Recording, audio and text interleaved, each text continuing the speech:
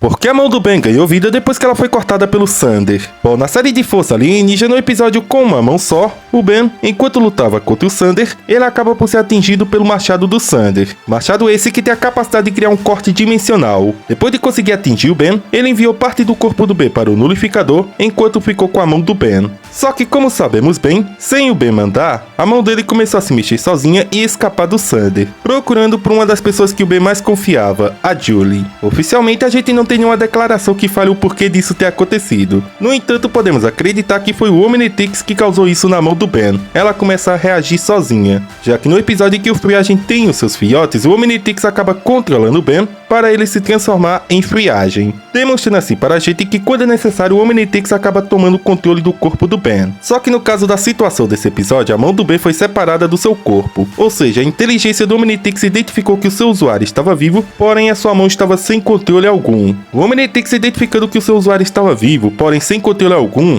de uma parte do seu corpo, ele então tomou controle da mão do Ben e foi até a Julie. E dá até pra notar em um certo momento desse episódio que quando a mão do Ben está procurando por ajuda, é o Omnitrix que olha para trás para escapar de um cachorro. O motivo do Omnitrix procurar pela Julie é porque o Ben registrou ela no Omnitrix, assim como o Vomax e os seus amigos. A Julie nesse ponto da história não era apenas uma simples amiga ou algo assim. Ela era a namorada do Ben, ou seja, uma pessoa que estava sempre com ele. Por esse motivo o Omnitrix foi diretamente para a Julie em vez da Gwen ou Kevin. Além de que é bom acrescentar para vocês que o corte dimensional do Xander apenas criou uma linha que separava o Ben do relógio. Por esse motivo que quando o Omnitrix era acionado para transformar o Ben em Alien, o relógio conseguia infundir o DNA alienígena em todo o corpo do Ben, por conta que era apenas aquela linha que separava os dois, mas eles ainda estavam interligados. Então o DNA, ao ser infundido pela mão do Ben, ele também era enviado através daquela linha vermelha que separava o Ben da sua mão para todo o corpo do Ben. Em resumo, galera, embora o Ben estivesse separado da sua mão e não conseguisse controlar ela, o Omnitrix tomou controle da mão do Ben e foi até a pessoa que ele mais confiava naquela época. Ademais que o Ben conseguia se transformar em Alien, pois era apenas uma linha dimensional que separava os dois.